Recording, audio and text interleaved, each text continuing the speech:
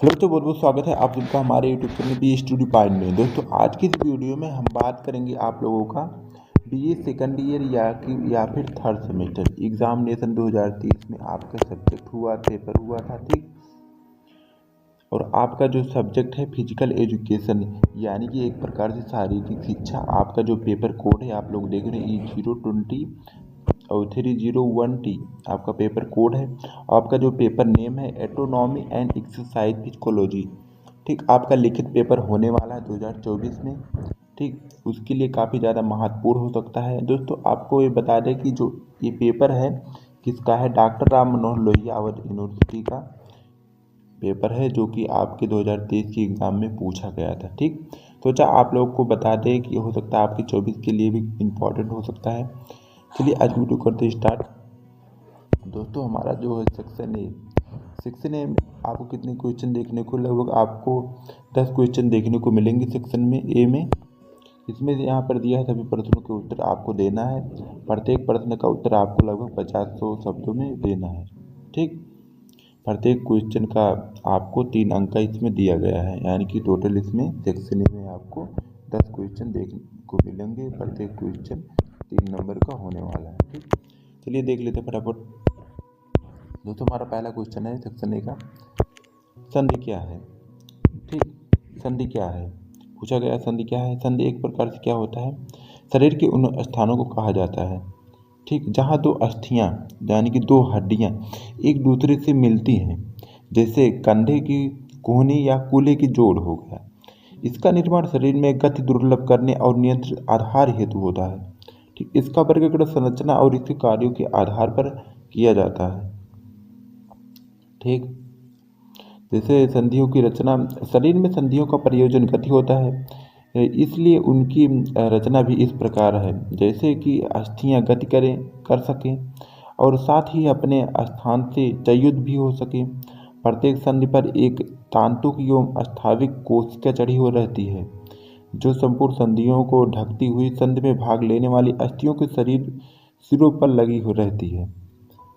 इस तंतुस्तर के विशेष भागों का विशेष विकास होता है और अधिक दृढ़ हो जाता है। एक प्रकार से आप संधि का मतलब जोड़ जो होता है, ठीक। आप इस तरीके का लिख सकते हैं कि हमारे शरीर में जो हड्डियाँ एक दूसरे से जुड़ी हुई है उसी को संधि कहा जाता है, ठीक। फिर दूसरा क्वेश्चन है सेक्शन ए का, आपका जो दूसरा क्वेश्चन है ऊतक किसे कहते हैं, ठीक। दूसरा क्वेश्चन पूछा गया ऊतक किसे कहते हैं। तो ऊतक क्या होता है, एक प्रकार से लिख सकते हैं आप। ऊतक क्या होता है, किसी जीव के शरीर में कोशिकाओं के समूह को ऊतक कहा जाता है, ठीक। सिंपल भाषा में जिसकी उत्पत्ति एक समान हो तथा वह एक विशेष कार्य करती हो। अधिकांशतः ऊतकों का आकार एवं आकृति एक समान होती है, परंतु कभी कभी कुछ ऊतकों के आकार एवं आकृति में असमानता पाई जाती है, किंतु उनकी उत्पत्ति एवं कार्य समान ही होते हैं, ठीक। एक प्रकार से आप किसको का वह समूह जिसकी संरचना और कार्य एक जैसी होती है ऊतक कहलाता है, ठीक। ऊतक शरीर को आकार प्रदान करते हैं और शरीर को गर्मी बचाने और ऊर्जा संग्रहित करने में भी मदद करते हैं। ऊतक एक प्रकार से 4 प्रकार के होते हैं, ठीक। जैसे आपका हो गया संयोजी ऊतक, मांसपेशी ऊतक, उपकला ऊतक और तंत्रिका ऊतक, ठीक। ऊतक मुख्य रूप से 4 प्रकार के होते हैं, ठीक। इस तरीके का आप लिख सकते हैं। फिर आपका नेक्स्ट और तीसरा क्वेश्चन क्या है, सेक्शन ए का तीसरा क्वेश्चन, नाड़ी कोशिका। नाड़ी कोशिका किसे कहते हैं, ठीक। यहाँ पर पूछा गया है नाड़ी कोशिका किसे कहते हैं। तो नाड़ी कोशिका क्या होता है, एक प्रकार से आपको बताना है। विज्ञान में हृदय की धड़कन के कारण धमनियों में जो होने वाले हलचल को नाड़ी कोशिका कहते हैं, ठीक। नाड़ी की धड़कन को शरीर के कई स्थानों पर अनुभव किया जा सकता है। किसी धमनी को उसके पास ही हड्डी पर दबाव नाड़ी की धड़कन को महसूस किया जा सकता है, जैसे कि गर्दन पर कलाइयों पर घुटने के पीछे, कोहनी के भीतरी भागों पर, तथा ऐसे कई स्थानों पर आप इसके द्वारा चेक कर सकते हैं, ठीक। साधारणतः शरीर के भीतर की वह नलियाँ होती हैं जिनमें होकर रक्त बहता है, विशेषतः वह जिनमें हृदय से शुद्ध रक्त धीरे धीरे निकलता है। विशेष वह नलियाँ जिनसे शरीर भर में रक्त का प्रवाह होता है। नलियाँ दो प्रकार की होती हैं। एक वह नलियाँ जो शुद्ध रक्त को हृदय से लेकर और सब अंगों तक पहुंचाती हैं, और दूसरी वह नलियाँ होती हैं वह जो अशुद्ध रक्त को इकट्ठा करके उसको हृदय में प्राणवायु के द्वारा शुद्ध होने के लिए लौटाकर ले जाती हैं। ठीक इस तरीके का आप लिख सकते हैं। फिर आपका सेक्शन ए का आपका चौथा क्वेश्चन है, फटाफट देखने का प्रयास करेंगे। चौथा क्वेश्चन आपका क्या है? निलय। निलय से आप क्या समझते हैं? ठीक, तो निलय से आप क्या समझते हैं आपको लिखना है। निलय क्या है? एक प्रकार से वेंटिलेटर होता है। ठीक, तो निलय क्या है? हृदय का एक कक्ष जो एक या अधिक अटरियों से रक्त प्राप्त करता है। इसे मांसपेशियों के संकुचन द्वारा धमनियों में पंप किया जाता है। ठीक, स्तनधारियों, पक्षियों और सरीसृपों में दो निलय पाए जाते हैं। उभयचरों और मछलियों में एक होते हैं। कशेरुकी जंतुओं के मस्तिष्क में तरल पदार्थ से भरी 4 गुहाओं में से एक होते हैं। ठीक, इस तरीके का आप लिख सकते हैं। फिर आपका अगला क्वेश्चन है क्वेश्चन नंबर 5। क्वेश्चन नंबर 5 क्या है आपका? श्वास नली क्या है? ठीक, बताने का प्रयास करेंगे। श्वास नली क्या होता है? यह प्राय 4.5 इंच लंबी नली होती है। इसके बीच में खोखली होती है जो गले में टटोली जा सकती है। यह भोजन की नली अन्न नाली के साथ गले से नीचे वक्षगार में चली जाती है। वक्षगार में नीचे की सिरे पर चलकर इसकी 2 शाखाएं हो जाती हैं।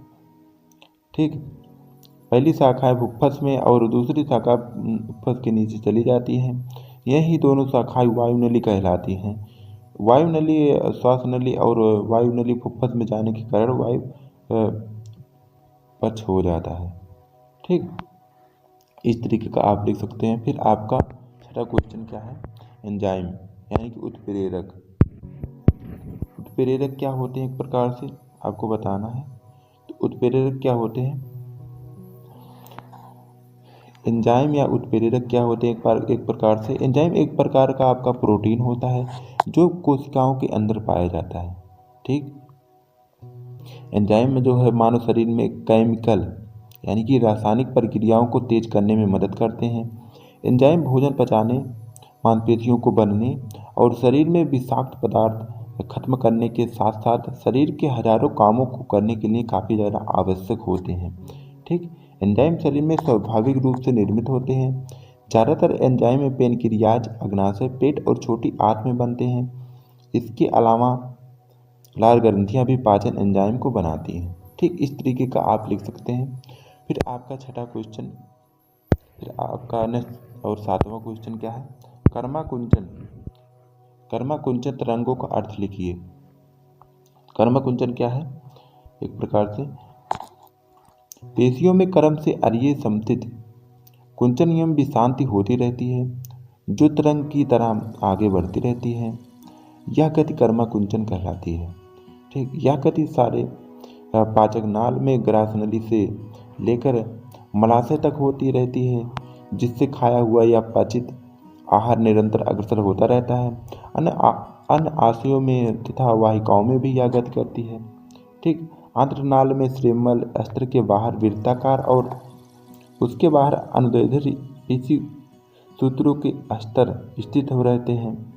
वृत्ताकार सूत्रों के संकोच से नाल की चौड़ाई संकुचित हो जाती है। ठीक, आहार का वह भाग जो पीछे नहीं लौट सकता, तभी अनुदैर्ध्य जो है सूत्र संकोच करके नाल की उस भाग की लंबाई कम कर देते हैं। अतएव आहार नाल को बढ़ जाता है। फिर आगे के भाग में इसी प्रकार की क्रिया से वह और आगे बढ़ जाता है। ठीक, प्रकृति ने ऐसा प्रबंध किया है कि आहार पदार्थों के सब आयोजो जानतो शरीर में भी उपस्थित रहते हैं, व्यर्थ न जाए, जिनका जितना भी अधिक हो सके उपयोग किया जाए। इस तरीके का आपका जो संकुचन के अर्थ होते हैं इस प्रकार से हैं। ठीक, फिर आपका नेक्स्ट और अगला क्वेश्चन आपका क्या है? क्वेश्चन नंबर 8वां क्या है? अंडीघाटी क्या है? अंडीघाटी एक प्रकार से क्या होता है? स्पिरिट घाटी स्पिरिट परेड एवं अन्य घाटी का एक गहरी संकीर्ण सपाट तली वाली घाटी होती है जिसका अंत अचानक होता है, एकाएक होता है। ठीक, ऐसी बंद घाटियां चूना पत्थर या कास्ट परिदृश्यों में उत्पन्न हो सकती हैं जहां प्रागाम में चट्टान की एक परत मार्ल जैसी अभेद सबस्ट्रेट के ऊपर स्थित होती है। खड़ी ढाल वाली घाटी से बहता हुआ पानी एक या अधिक छिद्रों या सिंकहोलों से होकर निकलता है। अन्य घाटियां आमतौर पर अपने निचले स्तर पर सूखी होती हैं। यदि बाढ़ की घटना के दौरान पोनोर उच्च अफवाह को रोक नहीं पाता है तो सिंक से परे घाटी में रुक रुक कर प्रवाह जारी रह जा सकता है। ऐसी भू आकृति को अंध या अर्ध घाटी कहा जाता है। ठीक, इस तरीके का आप लिख सकते हैं। फिर आपका नेक्स्ट और अगला क्वेश्चन आपका क्या है, क्वेश्चन नंबर 9 आपका क्या है, देखने का प्रयास करेंगे। क्वेश्चन नंबर 9 आपका क्या है, जीवंत धारता। ठीक, जीवंत धारता आपका क्या है एक प्रकार से, तो जीवंत धारता क्या होती है एक प्रकार से आपको बताना है। ठीक, जीवन धारता फटाफट देखने की कोशिश करेंगे। क्या होता है, एक निश्चित भौगोलिक क्षेत्र में एक निश्चित सामाजिक आर्थिक वर्ग के लिए उपलब्ध धन, सुख, भौतिक वस्तुओं और आवश्यकताओं के स्तर को ही जीवन धारता कहा जाता है। जीवन स्तर में आयु, रोजगार की गुणवत्ता और उपलब्ध वर्ग असमानता, गरीबी दर, आवास की गुणवत्ता और खरीदने की क्षमता, आवश्यकताएं, खरीद करने के लिए आवश्यक काम के घंटे, सकल घरेलू उत्पाद, मुद्रास्फीति दर, वार्षिक अवकाश, स्वास्थ्य सेवाओं की सस्ती या मुफ्त, सुलभ शिक्षा की गुणवत्ता और उपलब्धता, जीवन प्रत्याशा, रोग की घटनाएं, वस्तुओं और सेवाओं की लागत। जीवन स्तर जो है जीवन की गुणवत्ता से बारीकी से संबंधित है। मानव विकास सूचांक ने जीवन गुणवत्ता के लिए निम्न रूप से शीर्ष 6 देशों को श्रेणीबद्ध किया है: नॉर्वे, ऑस्ट्रेलिया, स्विट्जरलैंड, नीदरलैंड, संयुक्त राज्य अमेरिका और जर्मनी। मनुष्य की अधिकांश अधिक क्रियाएं आवश्यकताओं को संतुष्ट करने के लिए की जाती हैं। ये आवश्यकताएं उनके दैनिक जीवन के लिए काफ़ी ज़्यादा महत्वपूर्ण हो सकती हैं। ठीक, मनुष्य की जो है आय अधिक हुई ना फिर केवल अनिवार्य आवश्यकताओं की पूर्ति होती है, वरंतु उसके आराम और विलासिता संबंधी वस्तुओं का भी उपभोग किया जा सकता है। इस तरीके का आप लिख सकते हैं मनुष्य की जो जीवन धारता होती है। ठीक, फिर आपका अगला और सेक्शन ए का लास्ट क्वेश्चन। ठीक, क्वेश्चन नंबर 10 आपका है, आंतरिक श्वसन क्या है। ठीक, आंतरिक श्वसन क्या होता है एक प्रकार से आपको बताना है। ठीक,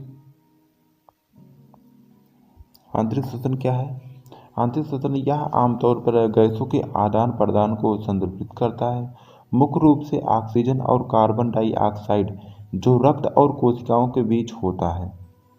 ठीक, आंतरिक श्वसन प्रक्रिया के दौरान आप ऑक्सीजन वायुकोशीय ऊतकों में हीमोग्लोबिन से जुड़ी रहती है और शरीर के ऊतकों के विभिन्न भागों में पहुंच जाती है। ठीक, ऊतकों में ऑक्सीजन छोड़ने के लिए इसे अलग कर दिया जाता है।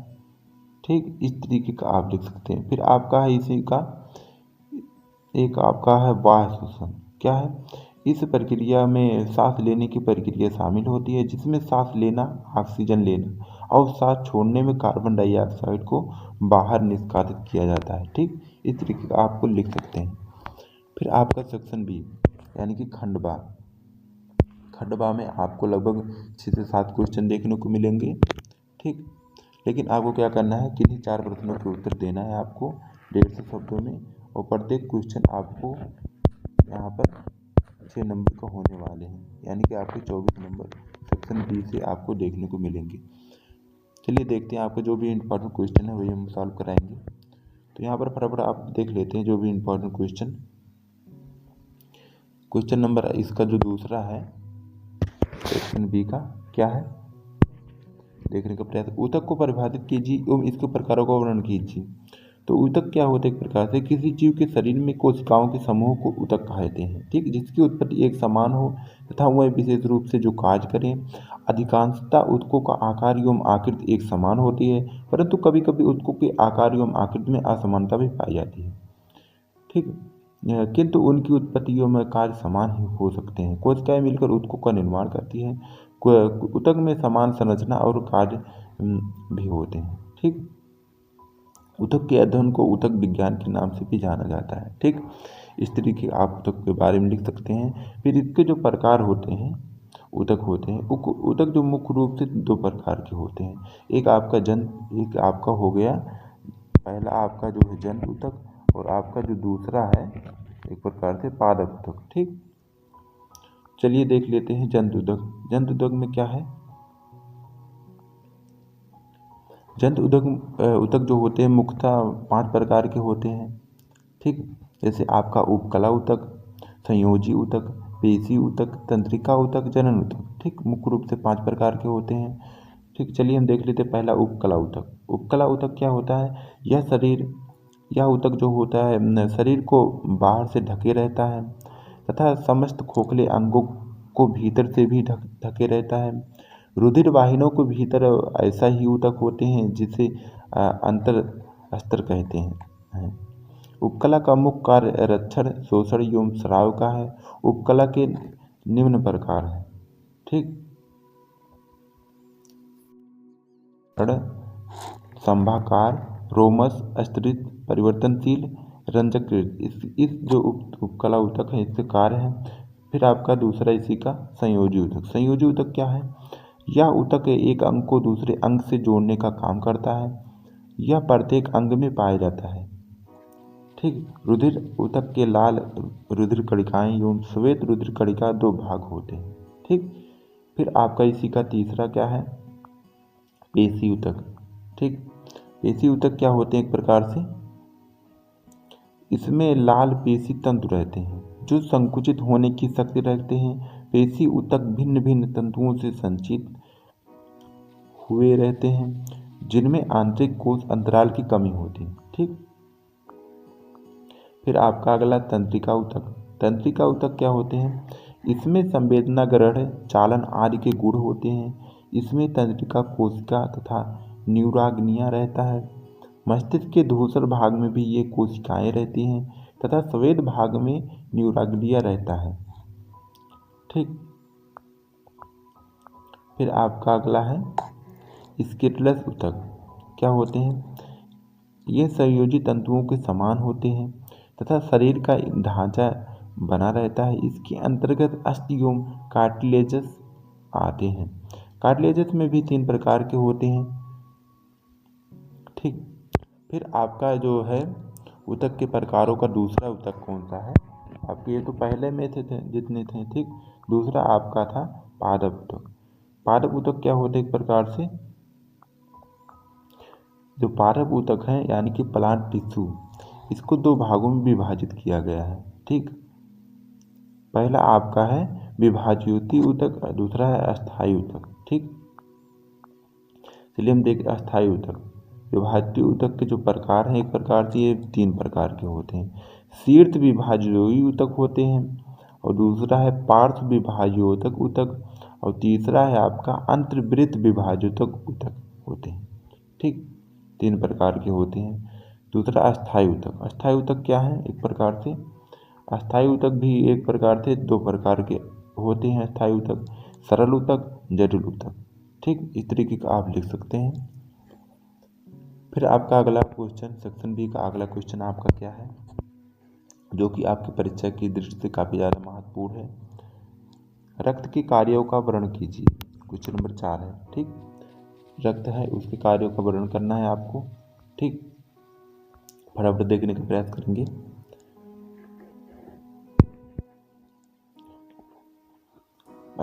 रक्त को एक प्रकार से लहू या खून भी कहा जाता है, ठीक। तो रक्त एक शारीरिक तरल द्रव्य होता है जो लहू वाहिनियों के अंदर विभिन्न अंगों में लगातार बहता रहता है, ठीक। रक्त वाहिनियों में प्रवाहित होने वाला यह गाढ़ा कुछ चिपचिपा लाल रंग का द्रव्य होता है, एक जीवित ऊतक होता है। यह प्लाज्मा और रक्त कणों से मिलकर बना होता है। प्लाज्मा वह निर्जीव तरल माध्यम है जिसमें रक्त कण तैरते रहते हैं।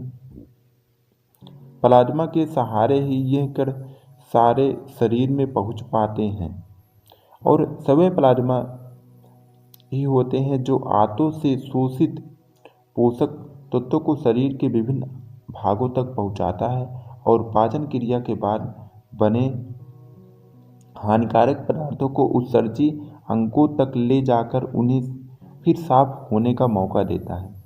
रक्त कण 3 प्रकार के होते हैं: लाल रक्त कणिकाएं, श्वेत रक्त कणिकाएं और प्लेटलेट रक्त कणिकाएं। ठीक, ये मुख्य रूप से 3 प्रकार के होते हैं।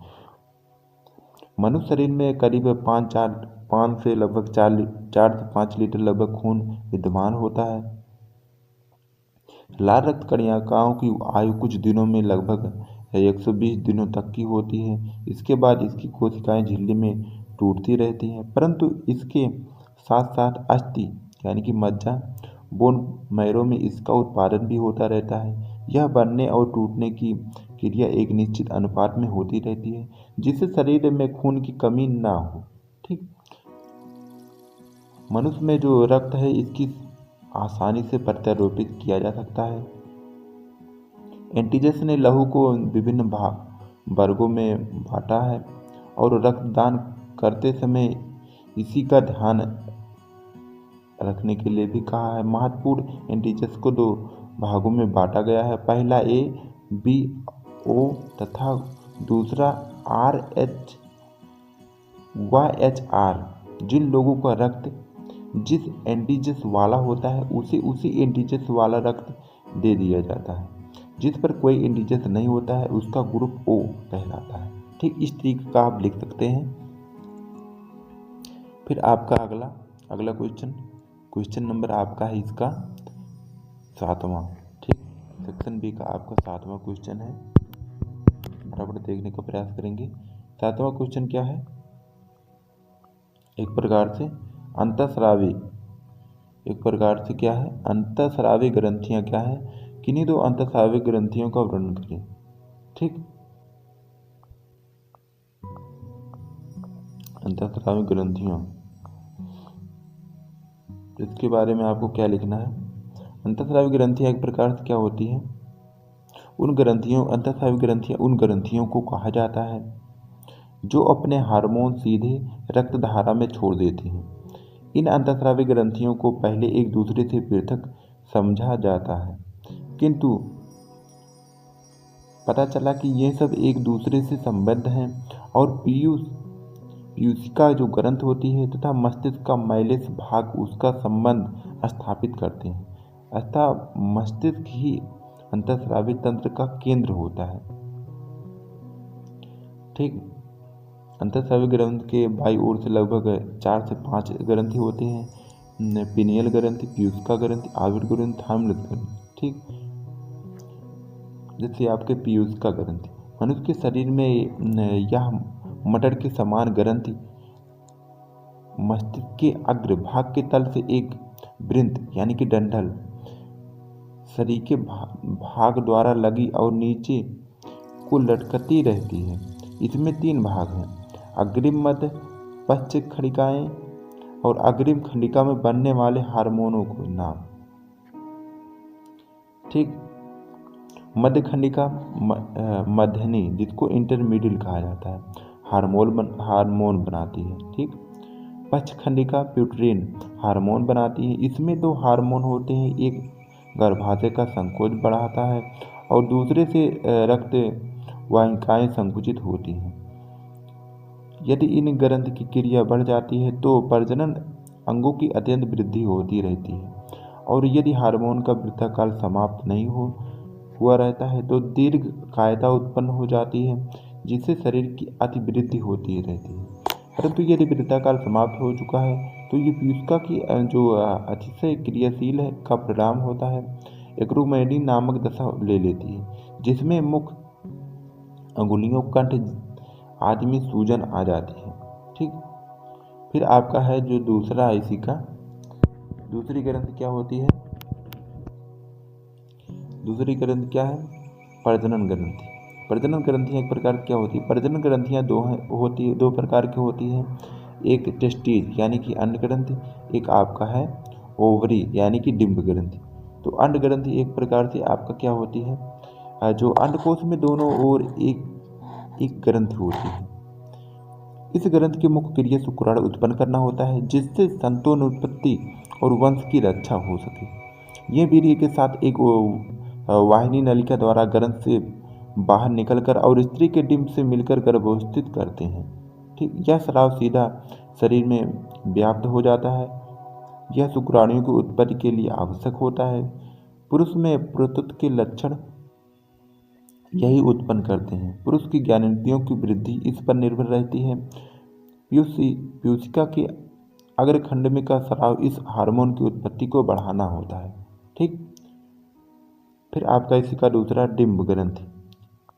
ठीक, डिंब ग्रंथि क्या होती है? एक प्रकार से डिंब ग्रंथि स्त्रियों के अंदर के उधर के जो निचले भाग में, जिसे श्रेणी कहा जाता है, प्रत्येक ओर एक ग्रंथि होती है। इसका मुख्य कार्य डिंब उत्पन्न करना होता है। डिंब और शुक्राणुओं के संयोग की गर्भ की स्थापना होती है। इसमें से जो अंतःस्रावी बनाती हैं वह ग्रंथियां में स्त्रीमत्व के लक्षण उत्पन्न करते हैं।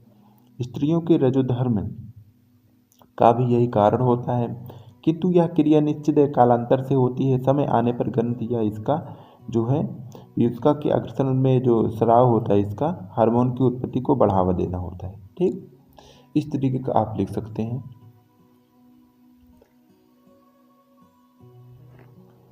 फिर आपका है जो नेक्स्ट क्वेश्चन यानी कि सेक्शन बी का आपका है चौथा क्वेश्चन। आपका इसका देखने का प्रयास करेंगे। क्वेश्चन नंबर 8, प्रतिवर्ती क्रिया को समझाइए। ठीक, तो आपकी जो प्रतिवर्ती क्रिया होती है एक प्रकार से क्या होती है? वह प्रतिवर्ती क्रिया होती है जिसमें रिफ्लेक्स के रूप में भी जाना जाता है, यानी कि उत्तेजना के दबाव में जब लगभग तत्कालिक अनैच्छिक गतिविधि आती है। ठीक, अधिकांश रिफ्लेक्स आवरण में केवल 3 न्यूरॉन शामिल होते हैं। एक उत्तेजना जैसे सुई की छड़ी, त्वचा में दर्द, रिसे स्पष्ट और उत्तेजित करती है, जिससे संवेदी न्यूरॉन को एक आवेग भेजा जाता है। एक प्रकार से आप ऐसे भी लिख सकते हैं, वह प्रतिवर्ती क्रिया जिसे बिना सोचे समझे अर्थात एक उत्तेजनाओं को प्रतिक्रिया देती हो, यह एक अनैच्छिक क्रिया होती है। यह मेरुदंड द्वारा नियंत्रित होती है।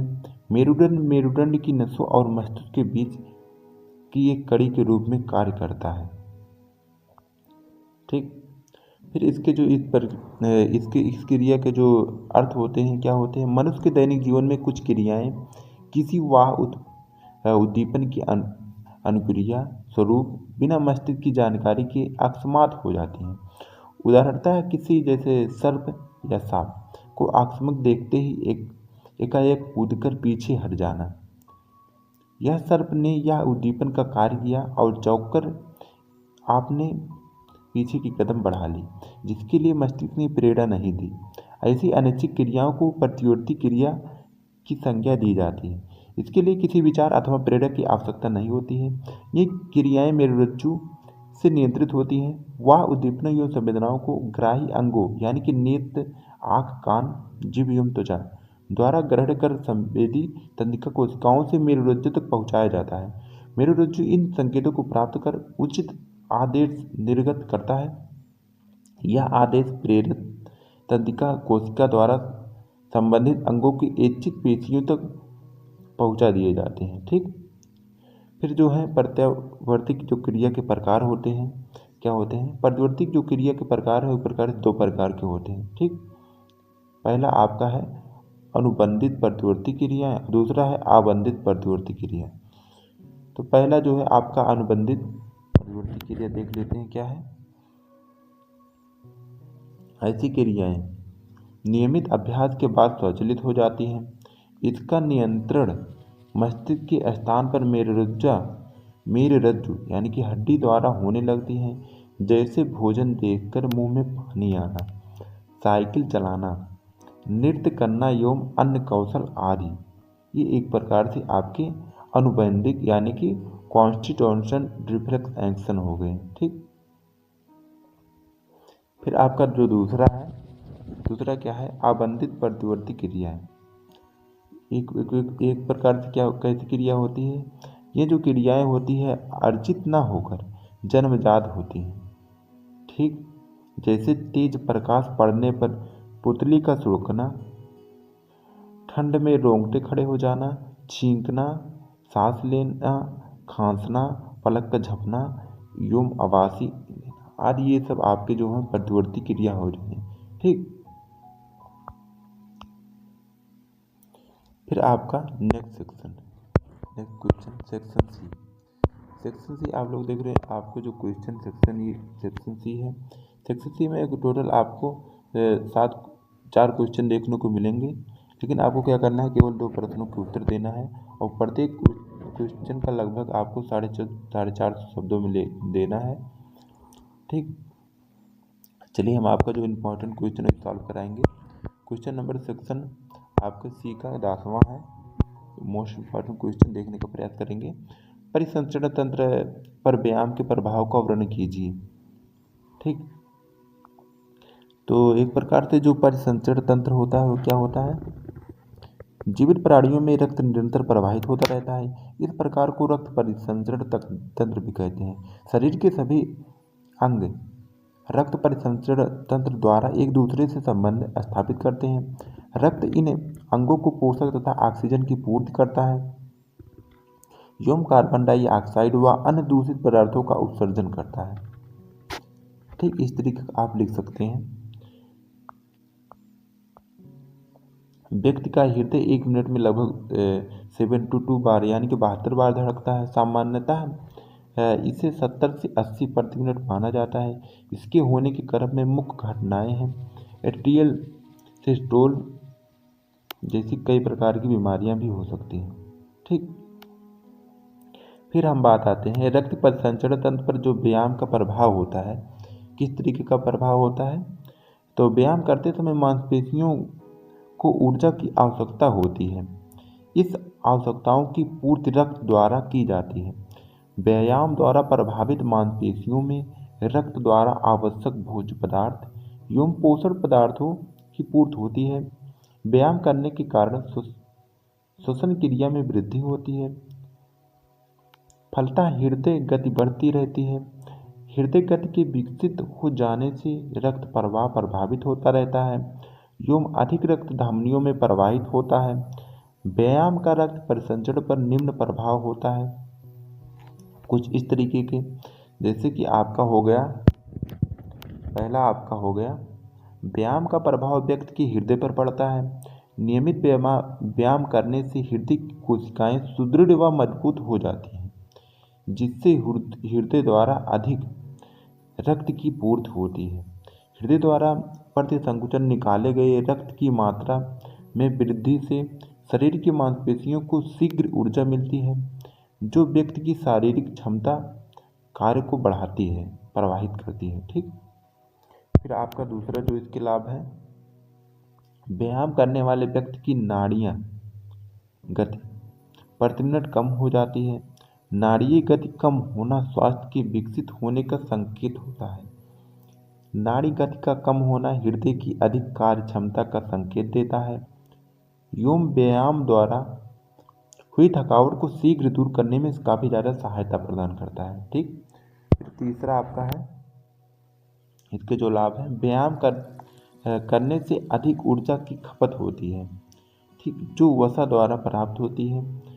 अन्यतः रक्त एवं कोलेस्ट्रॉल के कारण ही मात्रा कम हो जाती है एवं व्यक्ति स्वस्थ रहता है। रक्त में अधिक वसा अथवा कोलेस्ट्रॉल के कारण हृदय घात का भी खतरा बना रहता है। ठीक, फिर आपका चौथा है, नियमित व्यायाम करने वाले व्यक्ति की रक्त कोशिकाओं में वृद्धि अधिक होती है, जिससे रक्त उचित मात्रा में पेशियों को ऊर्जा प्रदान करता है एवं व्यक्ति का शरीर सबल सुदृढ़ बना रहता है। ठीक, फिर आप पांचवा इस तरीके का लिख सकते हैं, व्यायाम के द्वारा शरीर में ऑक्सीजन की मात्रा बढ़ती रहती है जो विकसित रक्त प्रवाह के द्वारा ऊर्जा प्रदान करती है। आपका छठा, निरंतर व्यायाम करने वाले व्यक्तियों के शरीर में रक्त कणिकाएं विकसित हो जाती हैं जो श्वसन द्वारा प्राप्त ऑक्सीजन को अधिक मात्रा में ग्रहण कर शरीर को ऊर्जावान बनाए रखती है। ठीक, फिर आपका अगला सातवां, साधारणतः व्यक्ति की अपेक्षा व्यायाम करने वाले व्यक्ति की हृदय गति कम होती रहती है जो प्रशिक्षण द्वारा हुई थकावट को शीघ्र दूर करने में काफ़ी ज़्यादा सहायक प्रदान होती है। ठीक, इस तरीके आप जो है व्यायाम के प्रभाव यानी कि व्यायाम के लाभ लिख सकते हैं कि इसका जो पाचन तंत्र पर क्या प्रभाव पड़ता है। ठीक, इस तरीका आप लिख सकते हैं। फिर आपका है अगला क्वेश्चन।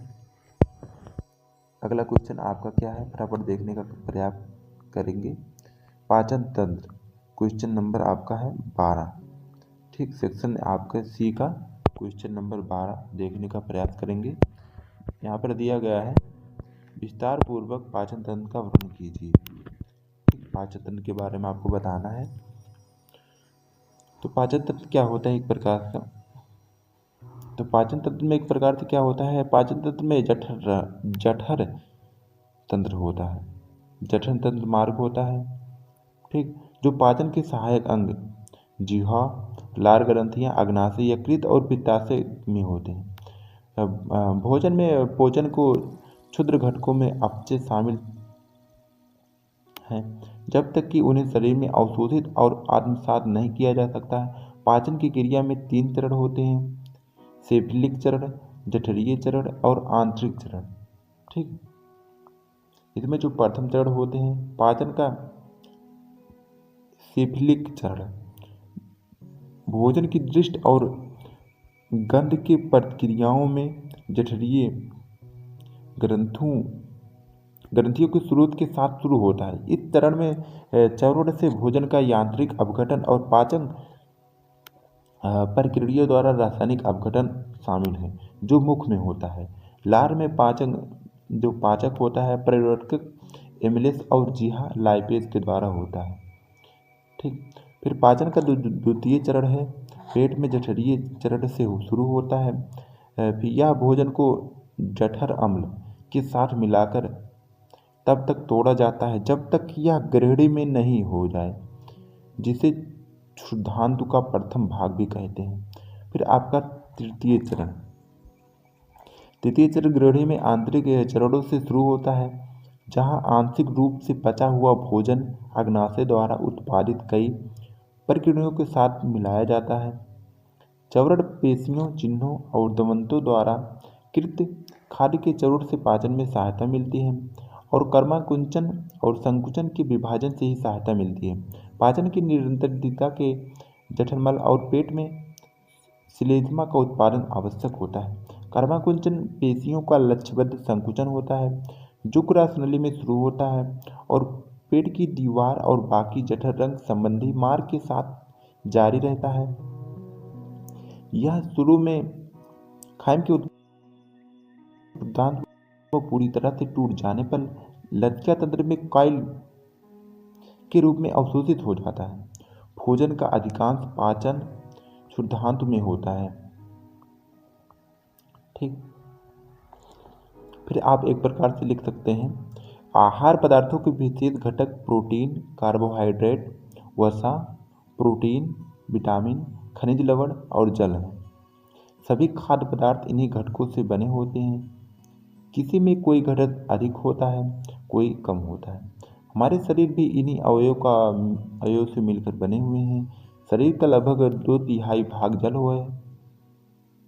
प्रोटीन शरीर की मुख्य वस्तु है जिससे अंग बनते हैं। कार्बोहाइड्रेट ग्लूकोज के रूप में शरीर में रहता है जिसकी मांसपेशियों को सदा आवश्यकता होती है। वसा की भी अत्यधिक मात्रा शरीर में एकत्रित रहती है।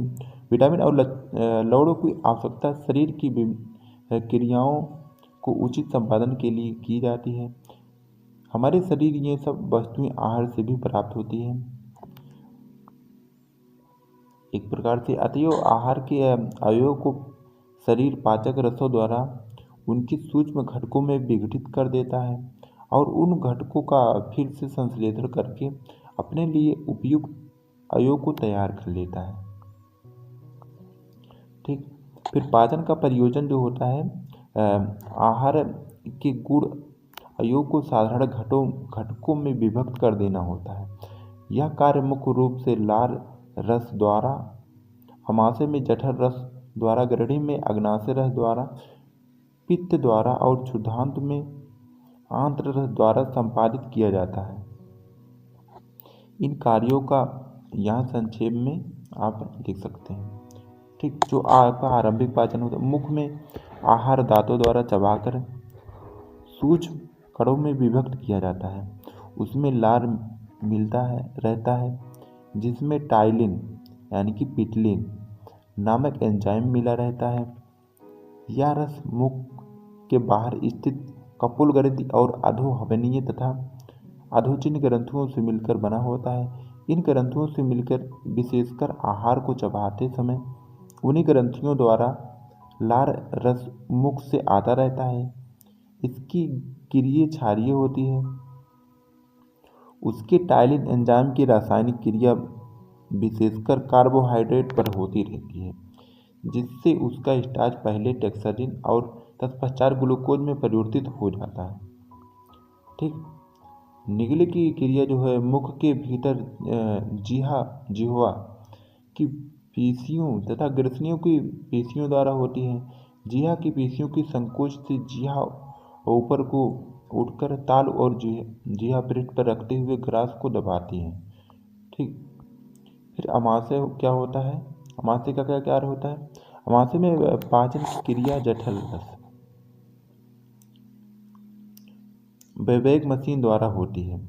अमाशय की सेमेल क्रिया की ग्रंथि यह रस उत्पन्न करती है। जब आहार अमाशय में पहुंचता है तो यह रस चारों ओर की ग्रंथियों से अमाशय में ऐसी तीव्र गति से प्रवाहित होने लगती है जैसे उसको उंडेला जा सकता हो।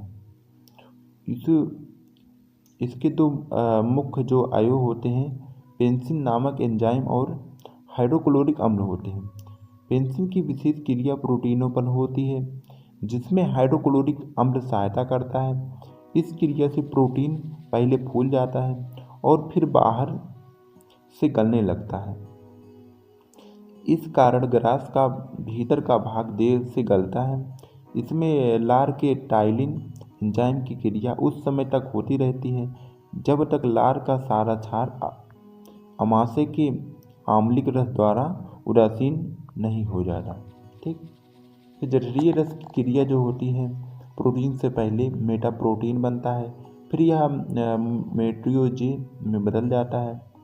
मेट्रियोजेज में फिर पेप्टिन में टूट जाते हैं। इससे अधिक परिवर्तन हो जाता है। ठीक। फिर है जठरीय रस में दो और एंजाइम भी होते हैं, जिसको एमाइलेज और लाइपेज कहते हैं। एमाइलेज कार्बोहाइड्रेट को गलाता है और लाइपेज जो होती है वसा को गलाता है।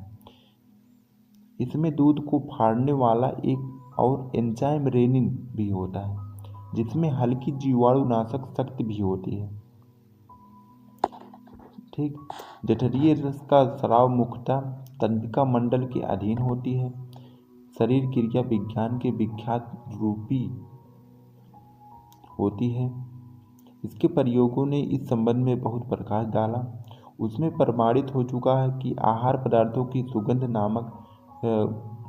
नाक को सूंघने और उनके नेत्रों को देखने से रस का स्राव होने लगता है। यही कारण है कि उत्तम आहार पदार्थों के बनने की गंध में भी भूख मालूम होने लगती है और उनको चबाने से सुधा यानी कि जीभ पर लगने से तुरंत खाने की इच्छा जागृत हो जाती है। ठीक।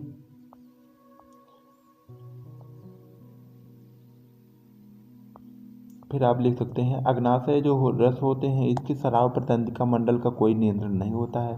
तंत्रिकाओं के उत्तेजन से रस की उत्पत्ति क्या में अधिक नहीं होती है। रस की उत्पत्ति उस समय प्रारंभिक होती है जब अमाशय में पाचित आहार जो अर्ध द्रव्य का रूप ले लेता है, अमाशय से पाइलोसिक छिद्र निकलकर ग्रहणी में आता है। ठीक। पित्त पित्त का क्या काम होता है? उधर के दाहिने भाग में ऊपर की ओर शरीर की यकृत नामक सबसे बड़ी ग्रंथि होती है जो पित्त का निर्माण करती है। वहां से पित्त पित्ताशय में जाकर एकत्रित हो जाता है और पाचन के समय एक वाहिनी द्वारा ग्रहणी में पहुंचता रहता है। यकृत से सीधा ग्रहणी में भी पहुंच सकता है। यह हरे रंग का गाढ़ा तरल द्रव्य होता है। वसा के पाचन में इससे सहायता मिलती है। इसके अतिरिक्त पित्त क्षारीय होता है। ठीक। फिर आपका है क्षुद्धांत। क्षुद्धांत का क्या कार्य होता है? क्षुद्धांत का कार्य विशेषता अवशोषण का है। इसकी आंतरिक रचना के चित्र को उसके भीतर इस्मेल कला में सारे आंत्र को भीतर से आच्छादित किए हुए हैं। गहरी सिलावटें बनी हुई होती हैं जिससे कला का पृष्ठ आंत्र से कहीं अधिक हो जाता है। फिर कला की सिलावटों पर अंकुर लगे रहते हैं। इसका सबका काम अवशोषण करना होता है। ठीक। फिर है वृद्धांत में पाचन। वृद्धांत में पाचन क्या होता है? वृद्धांत का कार्य केवल अवशोषण है। यह अंग विशेषता जल का अवशोषण कराता है। मल त्याग के समय मल जिस रूप में बाहर निकलता है वह वृद्धांत के अंत और मलाशय में बन जाता है। 24 घंटों में वृद्धांत जल का अवशोषण कर लेता है। जल के अतिरिक्त वह थोड़े ग्लूकोज का भी अवशोषण करता है। जीवाणुओं की क्रिया से भी पाचन में सहायता मिलती है। क्षुद्धांत में जैसे प्रोटीन, वसा एवं स्टार्च आदि का भंजन करते हैं। ठीक। इस तरीके का आप लिख सकते हैं। आपका फिर है मल निष्कासन और मल त्याग। ठीक। तो क्या है? आहार का जो कुछ भाग पचने तथा अवशोषण के पश्चात आंत्र में पच जाता है वही आपका एक प्रकार के मल होता है। अतएव लगभग मल में आहार का कुछ अपचय भाग ही होता है तथा आंत्र की स्मेल कला के टुकड़े होते। इसके अतिरिक्त जीवाणुओं की बहुत बड़ी संख्या होती है। यह वृद्धांत के आते हैं। यह जीवाणुओं का निवास स्थान है। यह कण जो होते हैं इसके कारण जो मल में नाइट्रोजन की बहुत मात्रा होती है। ठीक। जिससे उसकी उत्तम खाद बनती है। ठीक। मल त्याग का एक प्रतिवर्ती क्रिया होती है जिसका संपादन तंत्रिका मंडल के आत्मक विभाग द्वारा होता है। जब मलाशय में मल एकत्र हो जाता है तो नियत समय पर मलाशय की भित्तियों को मेरुरज्जु के पश्चिम श्रृंगों की कोशिकाओं में संवेग हो जाते हैं जहाँ से वह पूर्व श्रृंगों की कोशिकाओं में भेज दिए जाते हैं। वहाँ से नए संवेग प्रेषक तंत्रिका सूत्रों द्वारा मलाशय में पहुंचकर वहाँ की संवर्णी पेशियों का विस्तार कर देते हैं और मलाशय की भित्तियों को आंत्रगति बढ़ा देते हैं। इसी समय ऊपर की पेशियों को संकोच करने पर उधर के भीतर की दाब बढ़ने से भी मल त्याग में बहुत ज़्यादा सहायता मिलती है। ठीक। इस तरीके का आप पाचन तंत्र के जो कार्य होते हैं इस तरीके आप देख सकते हैं। ठीक। तो दोस्तों वीडियो पसंद आए वीडियो को लाइक करें, चैनल को सब्सक्राइब करें। फिर मिलते हैं नेक्स्ट किसी वीडियो के साथ। तब तक के लिए जय हिंद, जय भारत।